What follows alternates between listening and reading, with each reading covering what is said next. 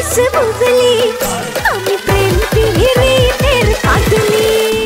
সময়ের আলোচিত নায়িকা শবনম বুবলি টানা কয়েক ঈদেই তার অভিনীত সিনেমা মুক্তি পাওয়াতে বেশ উড়াধুরাতে রয়েছেন এ নায়িকা। গত বছর বুবলির 4টি সিনেমা মুক্তি পেয়েছে, আমিই বাংলাদেশ, লোকাল, প্রহেলিকা ও ক্যাসিনো। প্রায় প্রত্যেক ঈদেই একাধিক সিনেমা নিয়ে হাজির হচ্ছেন বুবলি। বরাবরই ঈদে নিজেকে দখলের তালিকাতে রেখেছেন এ নায়িকা। পারি না তো সামলাতে, মিশে যেতে তোরই সাথে হব আমি তোরই ঠোঁটে দিল। তবে এ বছরে কিছুটা অনিশ্চয়তায় ছিলেন বুবলি ও তার ভক্তরা, কিন্তু বুবলি ভক্ত এর জন্য খুশির খবর চলে এসেছে। জঙ্গলি ও রিভেঞ্জ নামে 2টি সিনেমা এই ঈদে মুক্তি পাবে, কিন্তু হঠাৎ করেই পরিচালক ঘোষণা দেন ঈদে জঙ্গলি মুক্তি পাচ্ছে না।